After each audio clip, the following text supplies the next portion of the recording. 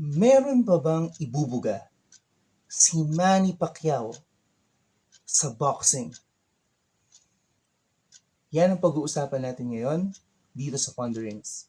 Nitong linggo lamang, July 28, ay talaga namang marami ang nag-abang sa laban ng ating pambansang kamao, former Senator Manny Pacquiao, sa Saitama, Japan. Ito ay laban kay Rukia Anpo na isang kickboxer at isang dating kampiyon ng K1. Ito ay sa ilalim ng pamamahala ng Ryzen. Marami nga ang nagulat sapagkat ang hapon na kalaban ni Manny ay halos 6 feet ang taas. Pero sa mga interview bago pa ang laban, ay sinabi ni Manny Pacquiao na I have no problem with Anpo's height. Wala daw siyang problema kung mataas man ang kalaban. Para kay Manny, ito daw ay isang magandang tune-up fight para sa kanyang napipinting na pagbabalik sa mundo ng boxing. Aniya kay Pacquiao, kung magagawa ni Anpo na makamamit ang 152-pound na itinataya na hinihiling, wala naman talagang problema. So, naganap nga ang laban kanina at yan ang inabangan natin. Nakakabang panoorin ang ating pambansang kamao na lumaban. All the time, kapag lumalaban si Manny, nandun yung kaba natin, ano? So, hindi natin maitatatuan na tayo ay hindi ganong katangkad, ano? Kumpara sa ibang nasyon. So, Manny is standing just 5'5", 5 feet and 5 inches, ano? Ang kanyang height. At itong si Anpo ay halos 6 feet nga, no?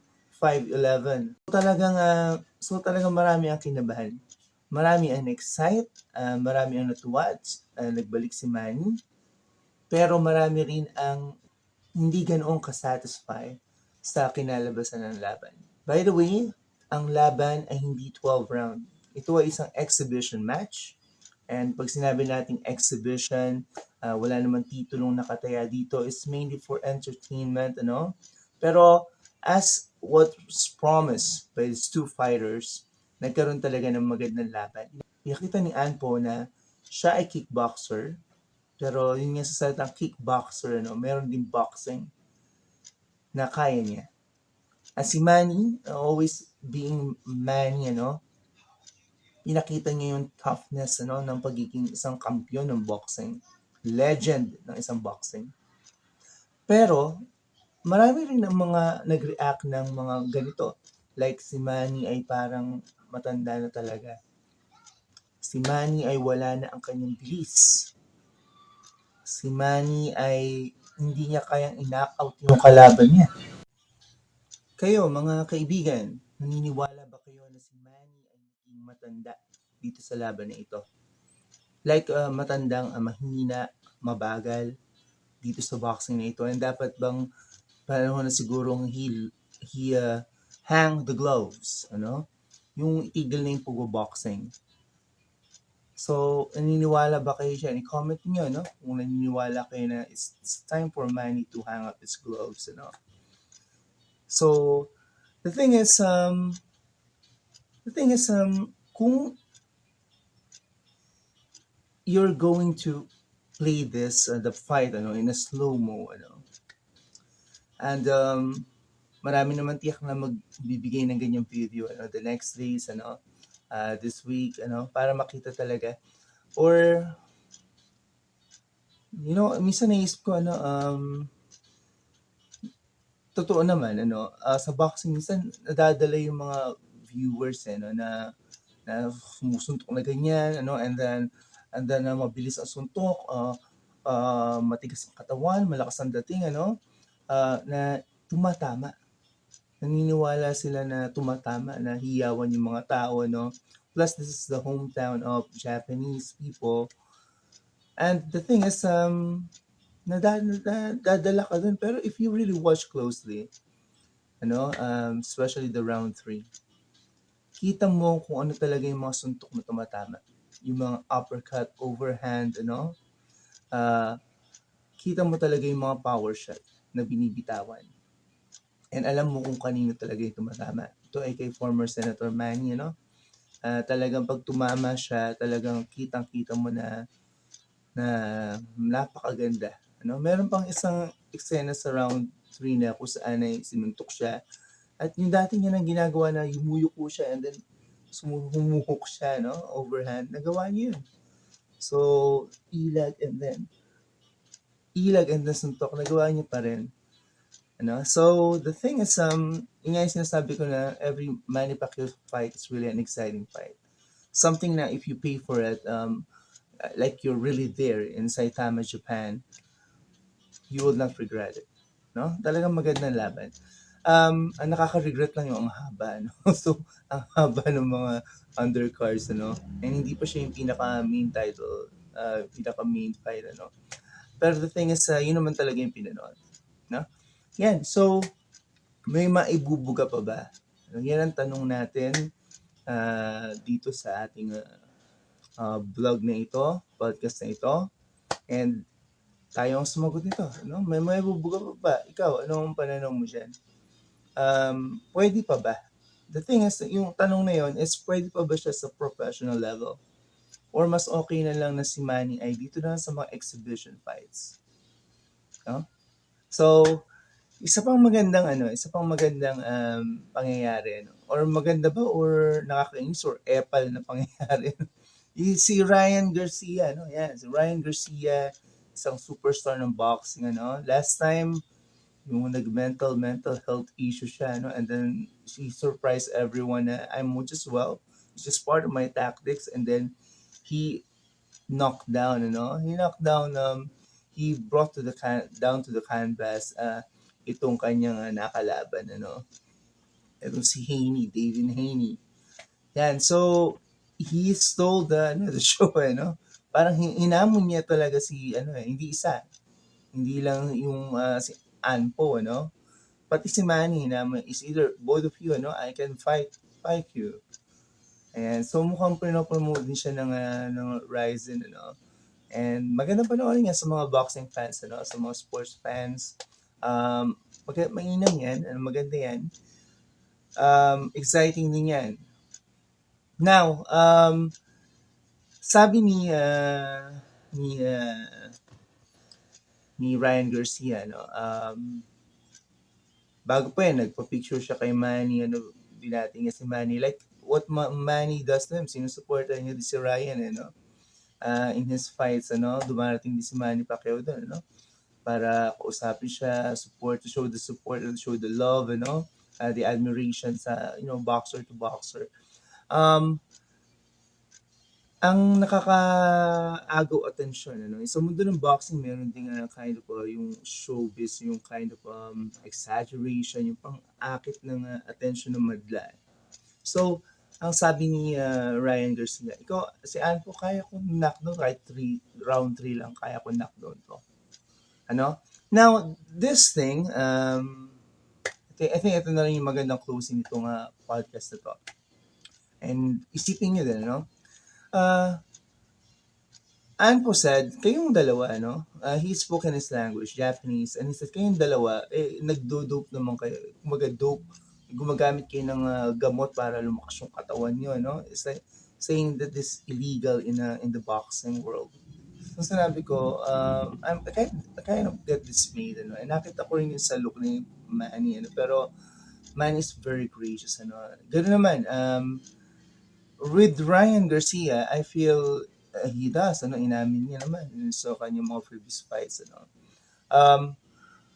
pero with Manny, I think no, hindi, he really trains so hard, and we know that, and these things kapag masyadong magaling ang tao, inaakusahan nga ng mga bagay na hindi naman totoo, just to ruin the reputation, just to ruin the name.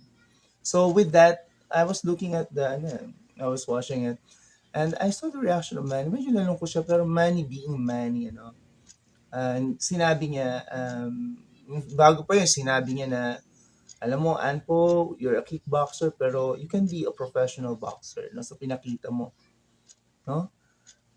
Yeah, pero yun nga sinabi nung Anpo na yun. So I kind of sabi ko, disagree ako dito sa athlete na to, And then sana si Ryan nagsalita pa dun eh. Sana in-insertan niyo pa na pinagtanggol niya si Manny para mas pumugi siya. No? So yun lang yung naisip ko. Si Chichiro Suzuki talaga, isa ring kickboxer ang dapat kalaban ni Manny. Pero for a certain reason na hand injury, Suzuki broke his hand, maybe in practice or training, napalitan, biglang napalitan yung makakalaban ni Manny Pacquiao, naging si Anpo nga ang kalaban na mas dihamak na mas malaki, mas malaki ang katawan, mas matangkad, sobrang tangkad. Now, mga viewers, mga kababayan, if I'm gonna ask you, hindi niyo ba na-notice na sa career ni Manny Pacquiao, dito siya medyo nadidihad. Haven't you noticed na dito sa mga ganitong moves ng mga opponent ni Manny, siya nadidihado? Remember the fight with Ugas, Yan ay bigla ang replacement din. Hindi naman talaga dati yan ang lalabanan niya and then bigla naging yan. He should be fighting Errol Spence and then naiba bigla yung kalaban. So, the thing is, that's the very same thing na nakita kong nangyari dito. And they put an opponent which is really a lot taller and bulkier, than Manny. Simula sa isang maliit, hindi naman ganun kalaking kalaban, and then suddenly napalitan. So this is something very noticeable. And with the status of Manny, he's a superstar, a god among the boxers. I think dapat yung management, I think nakakapag hindi nila tinatanggap yan eh. I'm thinking on my mind, o baka kayo din, kay Mayweather ba pwede yung our former senator, he really needs this fight, for specific reasons like he's running and aiming for the Senate, in the next election. Verdict natin, this is the last, you have your own verdict, and I have my own opinion. Para sa akin, Manny is not the same Manny Pacquiao, yung Manny na explosive and mabilis and yung may killer instinct, nakakatakot na Manny sa mundo ng boxing. Pero what I'm saying is, was not a dull fight, Just look at round 3. I really feel na round 1 and round 2 on Manny's mind is just an exhibition. Pero look at the last 45 seconds of round 3. Tumama ba si Anpo doon sa round na yun? Last 45 seconds ng round 3, ha? If you will analyze and really look at closely, yun yung Manny Pacquiao. Wala ni isang patama si Anpo within that 45 second, Yung jab, dinodge lang ni Manny, and then yung mabilis na hook ni Anpo, Manny will just do the same thing over and then through an over right, left or over right hand, and yun. Talagang hindi tumama. And I was really watching it closely. And then, so I think, nandoon pa rin. Sabi nga nila, Eddie Hearns, mga promoters, and the other fighters, Manny is still Manny. No? If we have a top 20 boxers, he can still beat the most decent boxer, even though he's 45 years old. Yeah, so my verdict is we don't have the highest level Manny, but it's still a great Manny Pacquiao, a great boxer in the ring. And now you might ask, paano yung punching power? I really think, I really feel na on the back of Manny's mind, it's just an exhibition. No need to hurt someone badly. Siguro, ganon. Manny, sometimes is being blamed for being too gracious and kind, Pero, I think tama naman, some people, great people, yung magagaling talaga, yun pa yung mabait, honestly. Ayan, so, diyan po nagtatapos ang ating podcast. May maibubuga pa ba si Manny? Anong opinion niyo dyan? So, abangan natin yung mga susunod na kabanata. Hopefully, sabi nga ni former Senator Manny, sana this is not the last time. And hopefully, we see him again, in an exhibition and Yung Mario Barrios, yung professional talagang doon sa yung tina-target niya talaga, yung gusto niyang labanan, ano? Na yung yung nagpabagsak din kay Ugas, ano? Akalaban din ni Torman, ano? So, this could be something na sinasabi ng marami na, oh, instead of that, sana si Ryan Garcia na ang labanan mo. But, Ryan Garcia is also kind of getting stronger, no? Every year. Mga bata pa yan. Pero, I feel um, we care for our hero, ano? We care for our idol. We care for our former Senator Manny, and he's also running pa rin, ano, this 2024 for mid-year elections, ano. We care, pero I feel, para sa akin, I think we will eventually let him decide on this, ano. Siya pa rin ang kanyang masusunod dito. No? And ako, I have trust na kaya niya ng mga gagawin niya. Kaya, so maraming salamat po sa panonood. Ito po si Gilvan, and see you once again dito sa Ponderings. Ingat po lahat.